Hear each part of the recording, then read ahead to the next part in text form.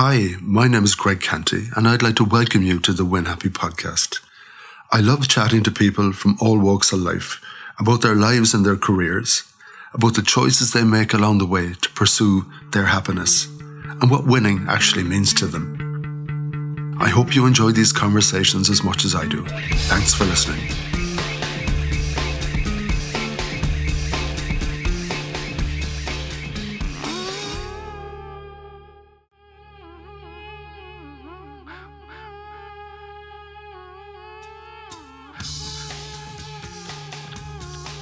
On today's podcast, I chat with my retired neighbour and total gentleman Jim O'Mara, who lives on top of the hill at Ardsallagh in Crookhaven with his wife Mary. Jim was born and bred in Goleen, the son of the local teacher, and his own path was quite similar, but he ended up teacher training in Belfast for 40 years. He chats about his life and career, living in Belfast in troubled times, and his love of the sea, including an interesting encounter with David Attenborough. Let's hear from Jim.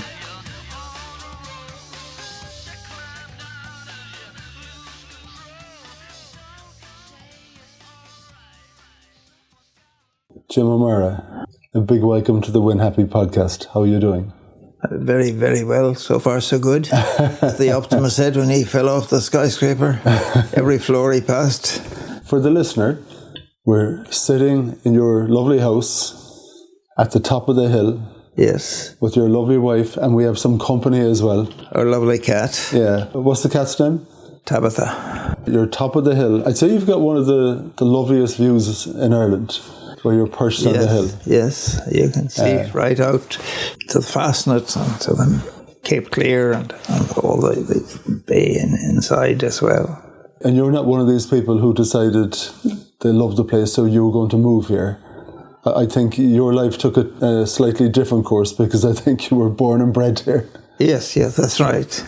But I went to college and got a degree. My father, I suppose, he was the local teacher here at the time, and he thought that was a good idea. So I went to Cork, to UCC, and I stayed in a digs. I went to before UCC. I went to Presentation College, and I was in a digs, which was owned by a lady from this part of the country, Mary Cotter, and it was very close to Pres, about 50 yards away, so I was, most of the people in the digs were university students, but I had to hold my own with them. I can imagine. As well. I spent 4 years in Pres, and really, I think I enjoyed it, it went very well. Where did you grow up, Jim? Was it in Goleen village, or where was the family home? It was just outside the village. It was the teacher's residence, as it was called then, okay. It was about a quarter of a mile outside the village. Was your father from here? He was. He was a teacher before you? Yes. As I say, teaching ran in the blood, ran in the family, you might say. Was it a big family, Jim? No, there were just the two of us. Denny O'Mara, whose name now figures on the front of the pub, but sadly he died a few years ago. He was slightly younger than me. And your mum, was she a stay-at-home mum, or what was she doing? She grew up in that pub. It was McCarthy's. So that's where the pub comes into the family, is it? Yes. Very good. Yeah, and she came from there. And tell me, growing up as the son of the local teacher, was that primary school or secondary school? It was primary school. So there was no hostility whatsoever towards me. All the hostility came from my father. Yeah. He was a hard man. Was he your teacher, was he? He was the teacher, yes. Yeah. And he wanted to show the kids. He didn't have any favourites. Okay. And by golly, he managed that job well. And tell me, I presume in a small place like Goleen. Yes. Was it just one class? Two classes. In fact, when I was young, when I started, there were three teachers. There was a teacher for the kids, the lower kids, and two more, my father and another man, a man called Liam O'Sullivan. How would a teacher even manage a situation like that? Because obviously children are at different stages. I presume if it's primary school, it's anything from 4-year-olds up to 12-year-olds.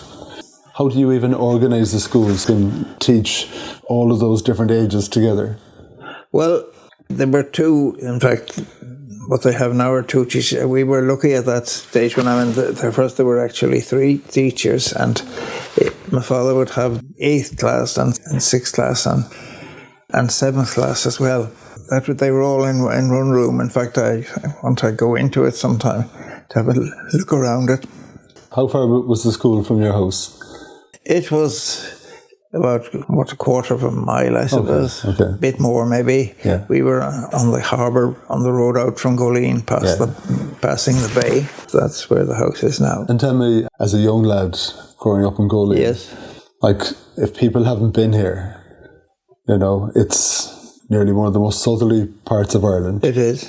We're close to the sea. The land is fairly rugged. Yes. On one hand, that's very bleak. On the other hand, it's the great outdoors. Yes. So for you as a young lad here, was it a good place to grow up? Oh, it was. I think so. And we also had a boat, for instance. The boat was called the Simigo. The Simigo. And I didn't figure out for a long time that was just a sort of joke, Simigo.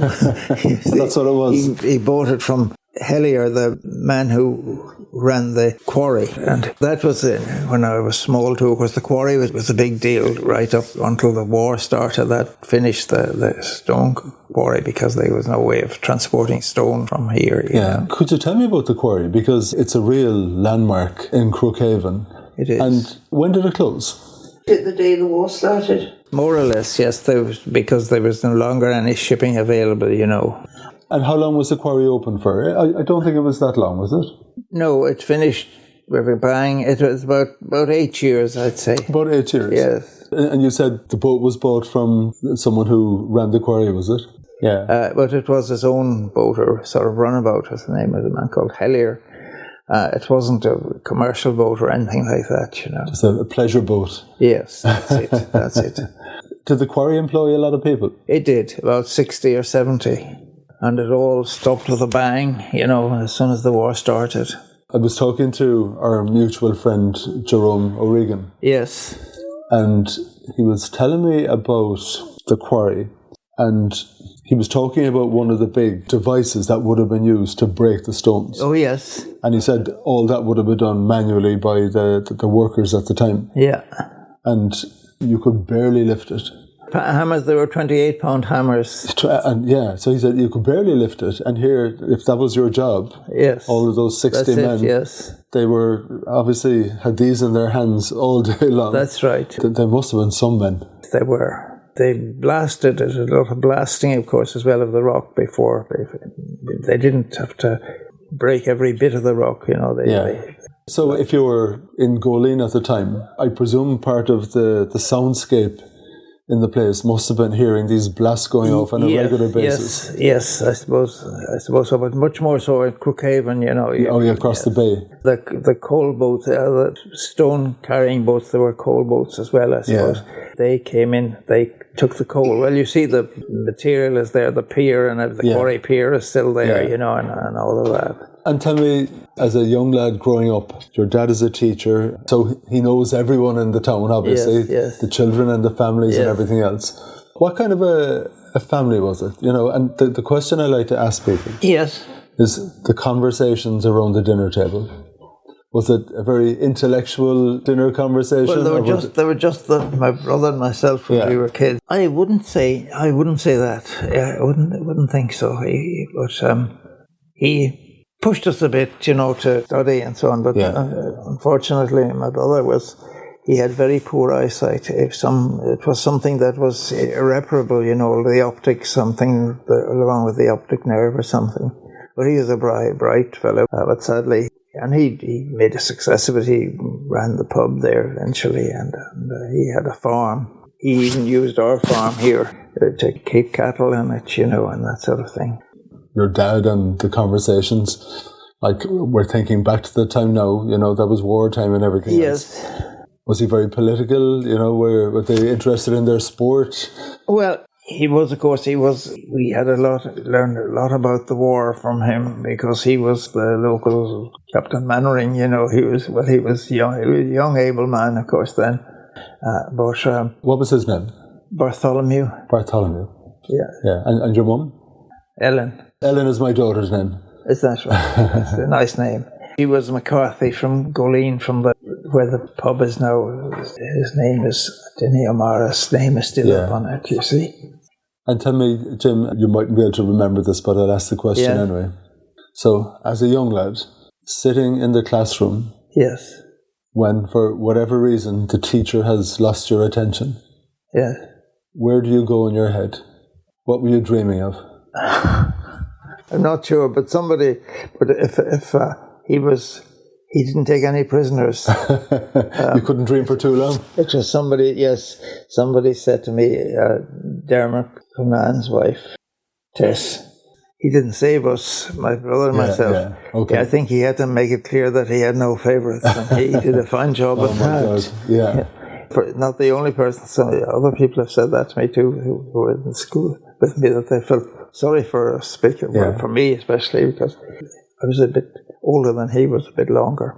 You were telling me about your father and the role he had during the war. Yeah. They weren't called the FCA. What were they called? The LDF, the Local Defence Force. And your dad, what was his role in the LDF?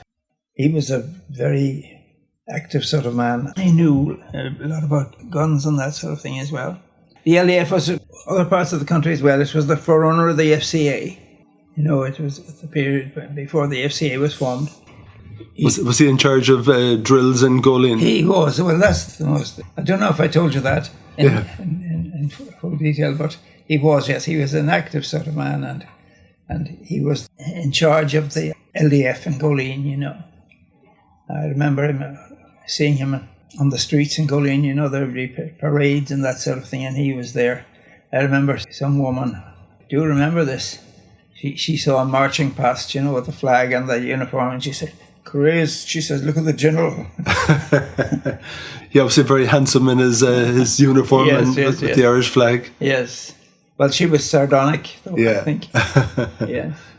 You were telling me a story about an accident that happened one day with one of the guns. Dodgy kind of elderly recruit, you know, and they were at the end of a practice. They would be asked to E-springs, you know, and take out the rounds. And then they had to pull the trigger, you see, and they all pointed up towards the roof. But his gun was loaded. This is the Enfield, which was a classic sort of rifle at that stage. And it blew a hole in the ceiling of in Goleen, beside the school. That was the parish hall then too. Father was organising it because he was in charge. They had foot drills and arms drills, you know, and that kind of thing, you know.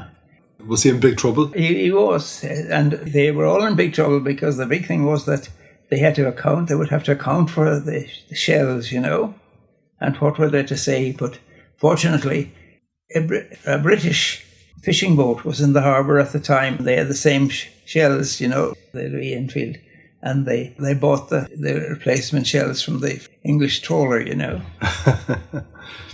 So all shells were accounted for. Tell me about Canty's Cove. You know my name is Canty's. Yes, that's Canty's Cove there. A painting of Canty's Cove. And with a very old fishing boat there. That was done about, what would that have been, about 30 years ago, I suppose. That was left there and wasn't taken out of the water or anything, and it was going derelict. But a friend of ours, Terry, he did this. It's beautiful. Have you been down in Canty's Cove ever? I have.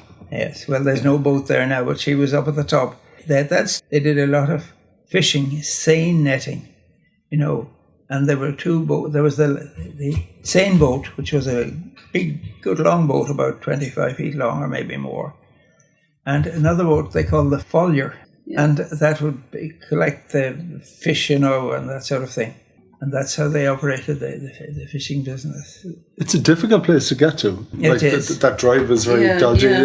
It is. You know, two cars can't really pass. You wouldn't want to meet somebody. Yeah. Beautiful bay on Dunmanus. I cycle that way. It's amazing. Yeah. And what about old Canty, who lived up on the cliff? Oh, he had a bit of a reputation, didn't he? Yes, I think I told you that. The man that the cove was called after, he was a wealthy man, but he was very avaricious, you know. And sometimes he would, if somebody with a lot of money, and I heard this, and it's probably true, it sounds ghastly, but it's probably true. There was a man leaving his house that he wanted some money, that he needed to get some money for. He pushed him over the cliff and stole his wallet first, I suppose. I don't know if that's true, but it's well known. A West Cork welcome. Yes. I presume there must be some truth to it if the place was called Canty's Cove. Oh, yeah. Your relatives, Greg. We're a bad bunch. Jesus. Have we locked the Great to lock it is in here. Yeah. That was Canty's Cove. It's a dire kind of name. I know the names of all the little niches and coves there. I'm about the only person that knows them now. I was thinking the name Goleen, by the way, is quite it's called Cuanbeog. My father defined it as Cuanbeog, a small harbour. Caolig the Lashtock, and the entrance to the harbour is called Caol. And the inside the harbour then is Ilahanoma, broadening out inside. But also Goal, though, too, it's a name for the, in Irish, it's the name for the vagina. Oh, God. Yes. Absolute coincidence. Well, it's a description. Yeah. Cuanbeog, small harbour, narrow at the entrance and broadening out inside. I mean, it's a good enough description too. And with yourself, was it inevitable that you were going to become a teacher as well, or had you other ideas? Well, when I left primary school, or national school, he sent me to Cork, to Pres, The posh school. Yeah. In Cork City, we always reckon Present Christians, they're all the posh schools. That's all the posh I didn't boys get go it. to. Yes. You're right. I thought you said the prod school. Oh, no. I thought there were no prod schools for me. There were different places altogether. Yes. But he was quite harsh. My father was sometimes coming back from school, after school. I'd walk side by side with him, but if he'd lashed out at me or something, I'd walk about 20 yards behind him. And being in Cork City at that time for secondary school, you were very young to be in the big smoke by yourself. Yes. Well, Father, he believed Pres was a very good school, as it was. I mean, there were other good schools as well. What school did you go to yourself? Spridnave. Colostra and Spridnave and Bishopstown. Oh yes. That wasn't, I don't think that was it probably wasn't even there. Well, it seemed like a continent away from Goleen, I obviously couldn't go by bus. I had to go to Cork, and I stayed in the digs on the Mardyke, 7 St. Vincent's View. Mainly they were university students in it, I got on okay with them, that was no problem. But in those times, there was no question about going home for the weekend or anything like that. When the term started, you arrived in Cork, and when the term ended, you went back home to Goleen. It was like a different world, Could have taken, because one of the things that maybe cemented his idea to send me here was that in 1949, the bus service, which stopped in Cork up to that time, continued to Goleen, you see, so you could... Would I be sent home for the weekend or anything? No, they never. It was never thought about, Yeah. Were those lonely days? In some ways, yes, but not entirely, except it seemed like a different world. I probably was. Hated leaving Goleen, Yeah. And the population of Goleen at that stage, would it have been... More or less as it is now. Oh, is it? Okay, it hasn't changed the whole pile? No, there were 4 pubs there, of course. How many pubs do we have now? Well, we've got the 3 pubs. The Wild West, the Lobster Pot, and O'Mara's. Yeah, and that's then there's right. Norma's, but she has a licence on the corner. Yeah. The bluey green one next to the Wild West. That's right. So that's actually a pub as well? That was a pub too. I thought that was just all part of the Wild West. No. Oh. It's my sister-in-law's sister owns it. Does it open? Not now. Not now. Oh, yeah. Will it open again, do you think? No, I wouldn't think so. Maybe one day. There's a licence still. Okay. That could be valuable at some point. Yeah, that's right. There probably isn't room for a 4th pub in Goleen, though, I'm guessing. Well, there was at one time. Yeah. God almighty.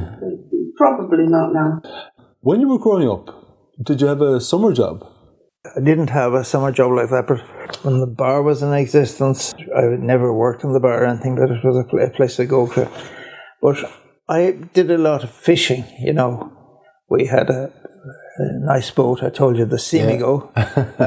And we used to fish for, my father was keen on fishing, and we used to fish for lobsters and crayfish and that sort of thing. And we went quite long distances in the boat, quite out as far as the Bro Hedge, you know.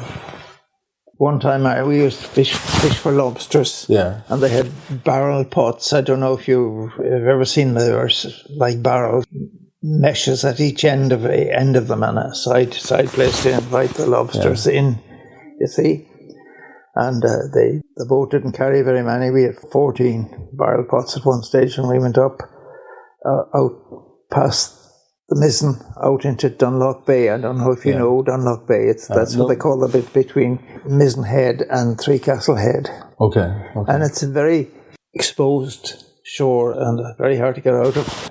And one day we were fishing out there, fishing for lobsters, putting on crayfish. Crayfish were the big target.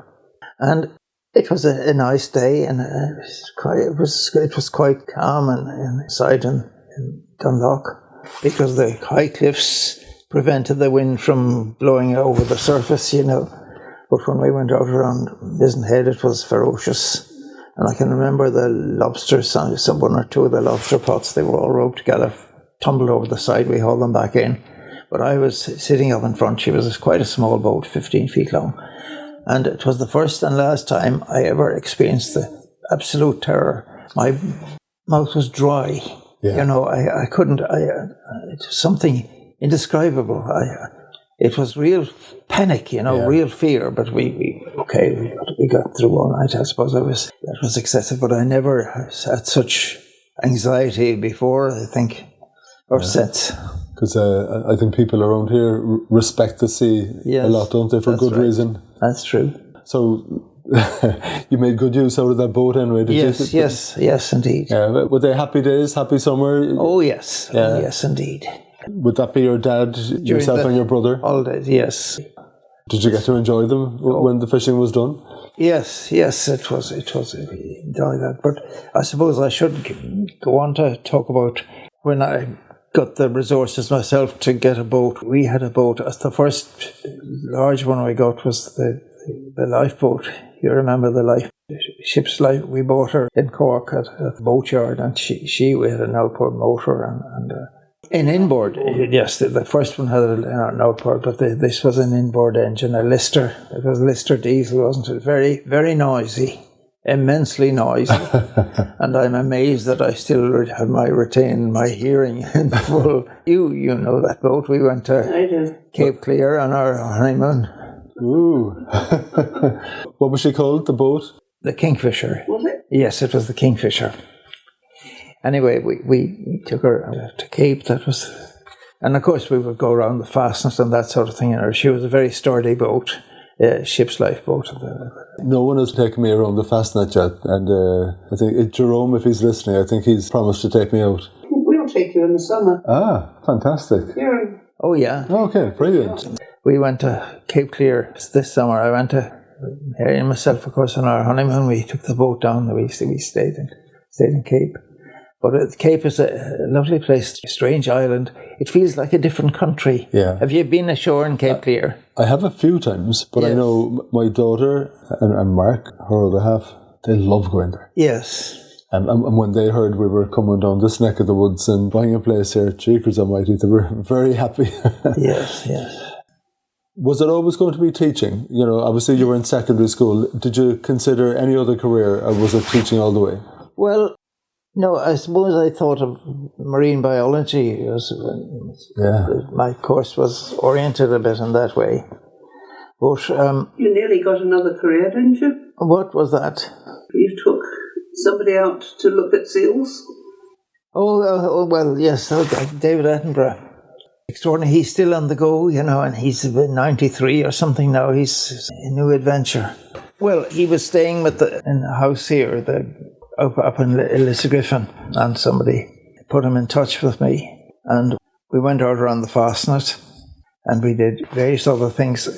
He was looking for seals. Yes, we went out to the fastnet for seals, and down everywhere there was a seal, I was able to direct him. He was here with his wife, and we went to the Calf Islands. The islands are called Carberries. They used to be called Carberries 100 Isles. They're not 100 there. I suppose if you had the patience, maybe you could find it.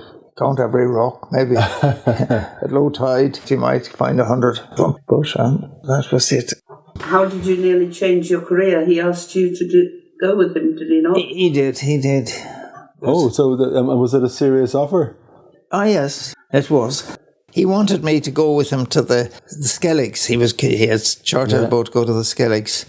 And the day he was going was the day my brother was getting married and I was best man. So I missed the trip to the Skellig. It's all your brother's fault. That's right. Oisin, our son, he met David Attenborough. A friend's book launch. And there were mobs of people there. He wanted to talk to David about he being here, and he gave up anyway. But he was walking off to the loo on his own, and suddenly who was coming walking in the opposite direction? Only David Attenborough. So he talked to him about his experiences here, and he thought it was a wonderful place.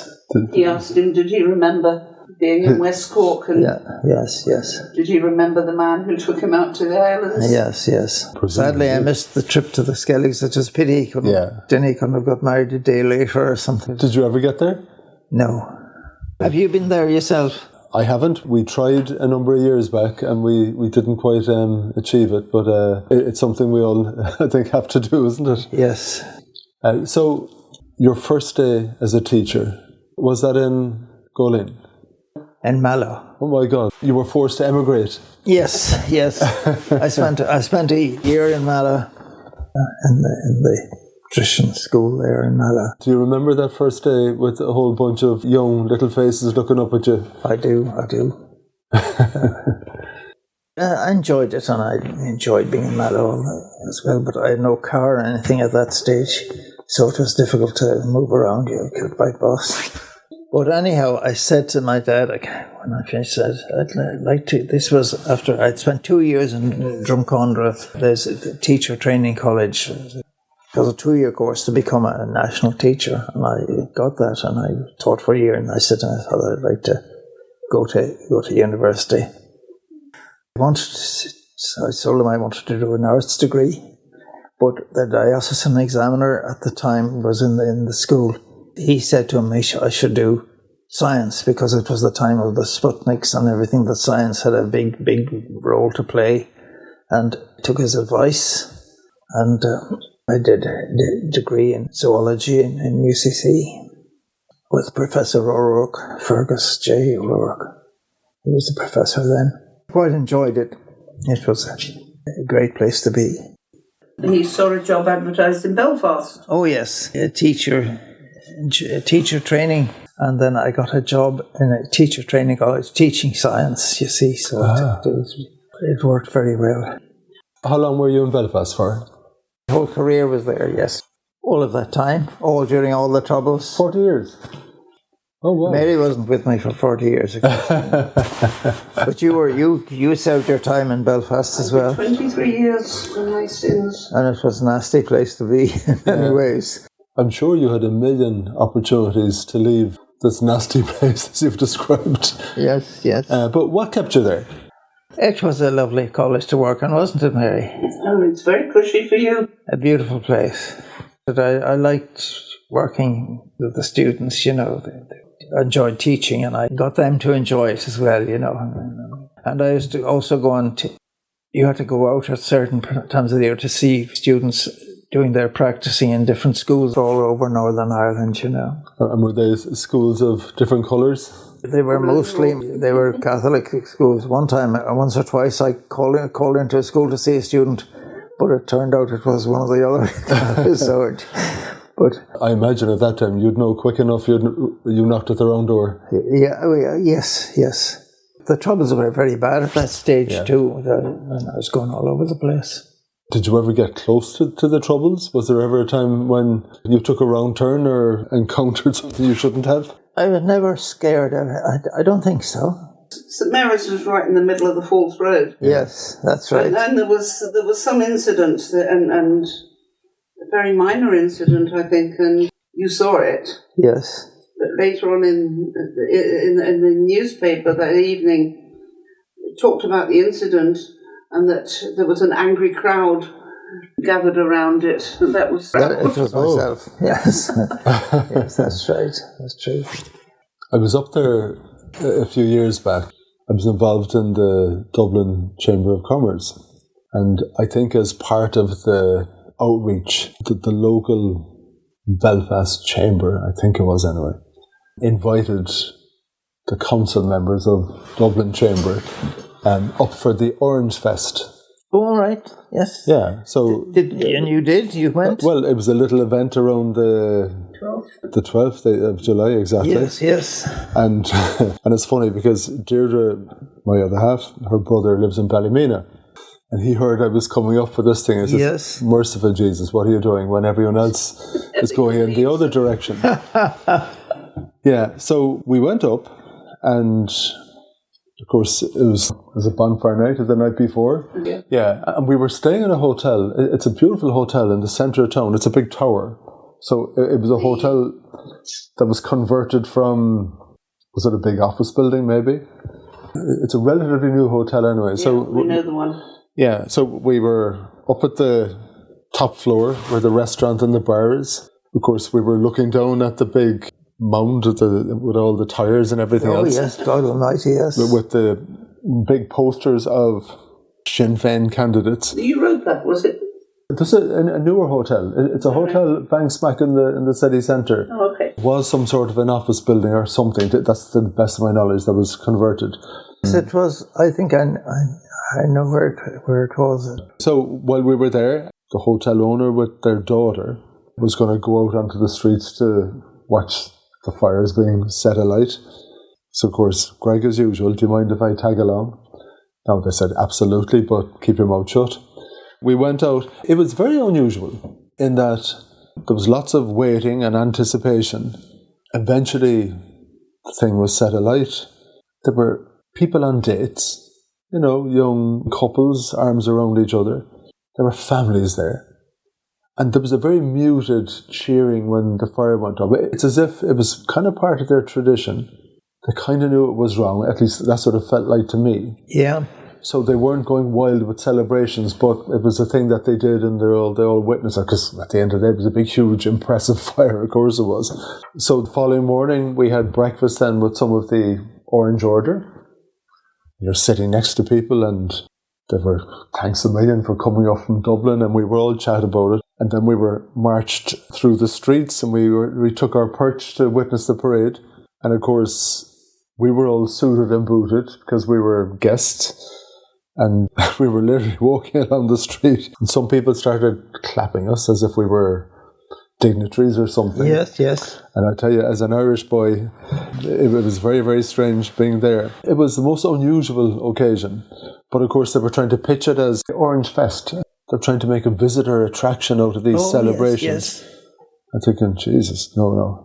Yeah. Keep this little thing to yourselves. But anyway, you lived there for 40 years. I did. And I went all over Northern Ireland because you had to go to the C students teaching, I never had a fear at any time. I never felt under any pressure, And I used to drive across. We lived on the north side of Belfast, and the school was on the west. But one day, and I never had any trouble with it, one day I noticed on the Shankill Road, beside the Shankill Road, something had happened. There were lots of vehicles there, and there was an ambulance. And it was a doctor, surgeon from the Mater Hospital who used to go across that. I sort of knew him, I'd met him before. And they took a shot at him. He was shot. He didn't die, but I think his career was finished, I think. But I thought, that could have been me. But they may have known him in hospital and known he was a Catholic, I don't know. But that was another thing I should tell you about it. I bought a Galway hooker. Do you know what a Galway hooker is? A boat hooker? Yes. Yeah. It's a famous one called the St. Patrick. And I got her in Galway. And there was a man called Tom Glanville. He was like a retired sea captain. He was a great character too. I knew him because the Glanvilles were related, and Tom was a sea captain, and he was a retired man at this stage, but he offered to bring the hooker down with me, and Mary's brother Tim was one of the crew, and a guy called Tony O'Flynn. But we left Galway City, and we got as far as the Aran Islands, and we went to Kilronan, and we sort of stayed in Kilronan for a while, and eventually Tim and Tony decided, as Tim said, Tom here, he was as happy, he said, as a pig in shit.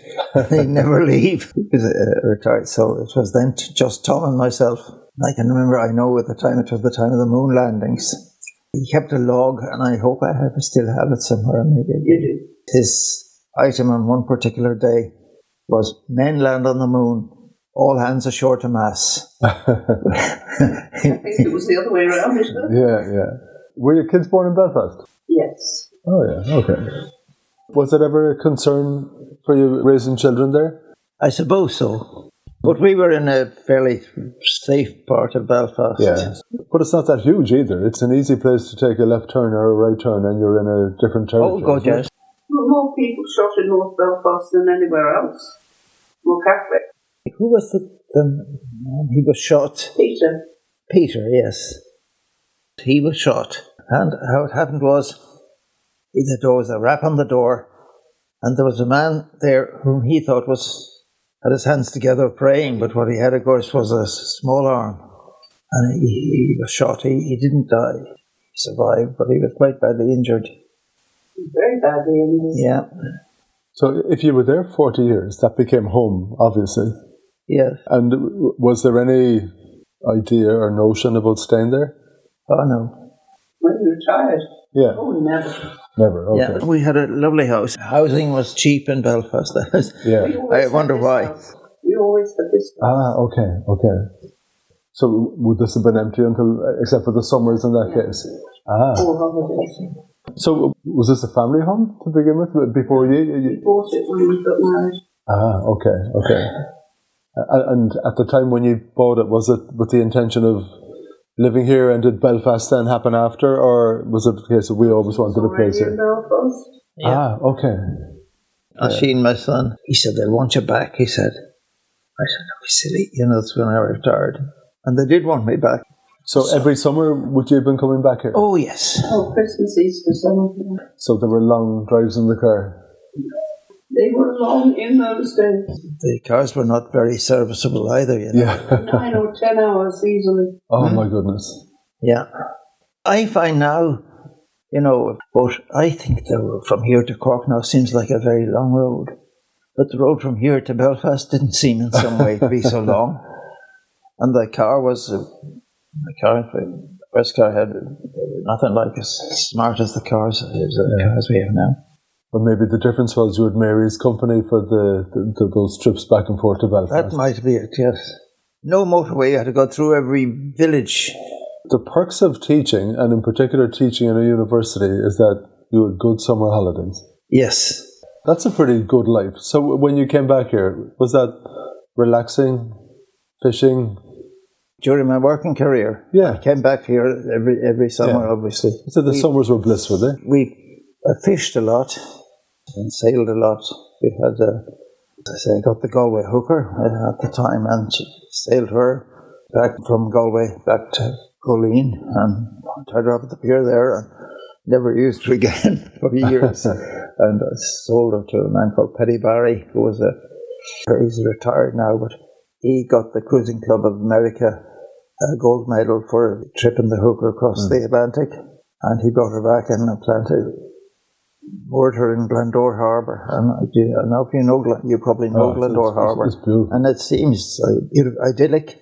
Yeah. And in most conditions, in most winds, it's sheltered. But if you have a southeasterly gale, it becomes a nightmare. And the hooker was blown ashore. Probably the mooring she was a very powerful, heavy boat, and she was smashed to pieces. Oh God, that was a sad day for the owner. Yes. How long are you retired, John? I need to take my shoes off as well as my hands to figure that out.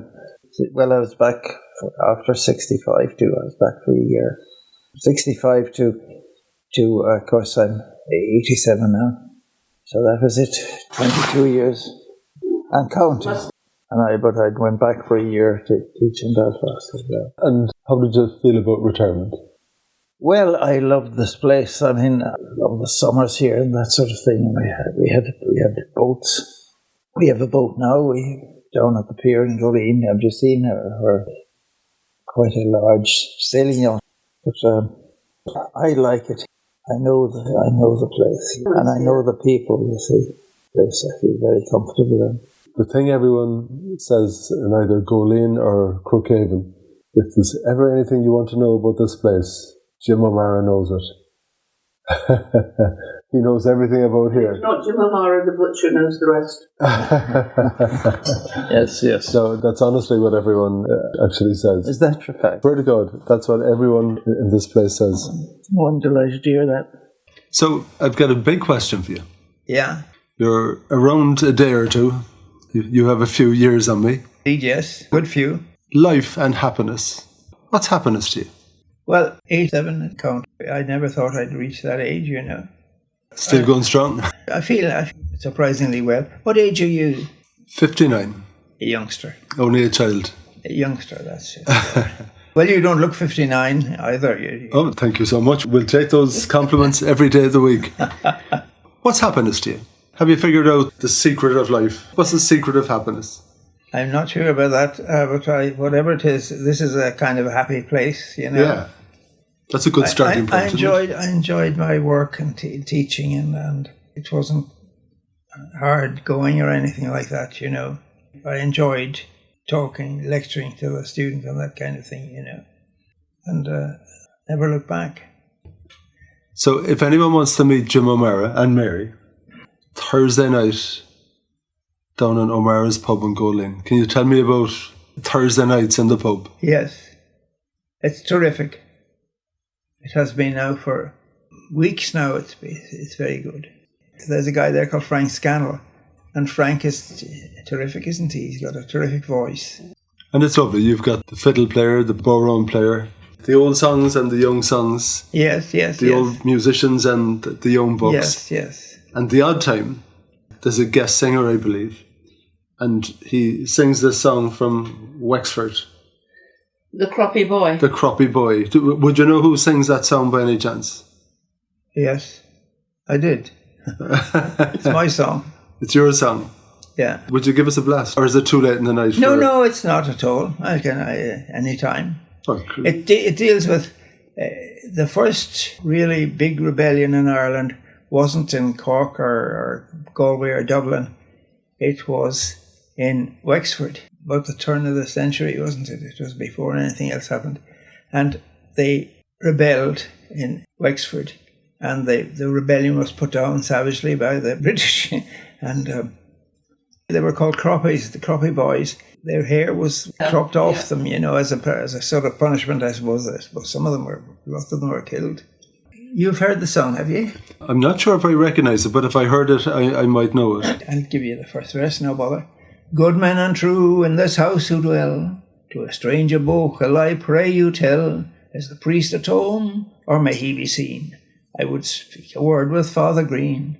The priest's at home, boy, and may be seen, for it's easy speaking to Father Green, but you must wait till I go and see, if the Holy Father alone may be.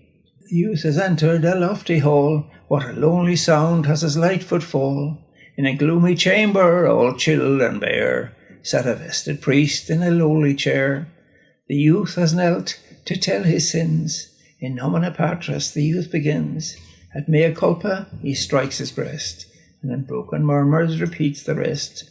I cursed 3 times since last Easter day. At mass time once I went to play.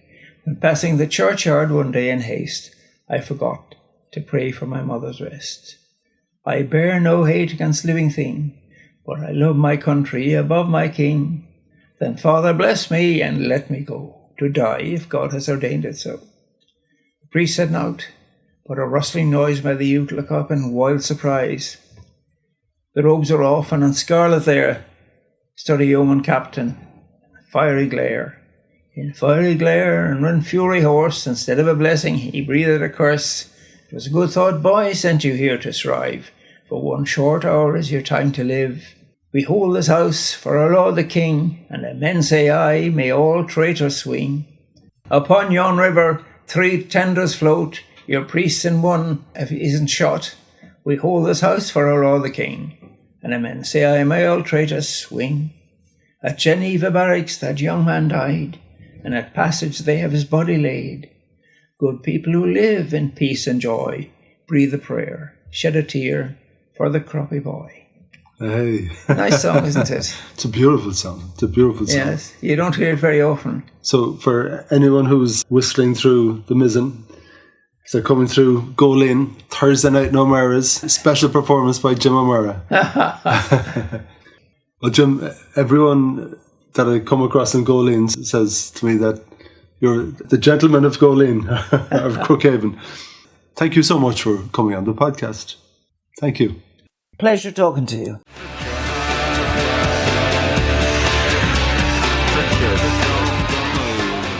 Thank you for listening to the Win Happy podcast, which has been brought to you by Fusion Communications. If you'd like to get in touch, feel free to send me an email at greg@fusion.ie. So until next time, take it easy.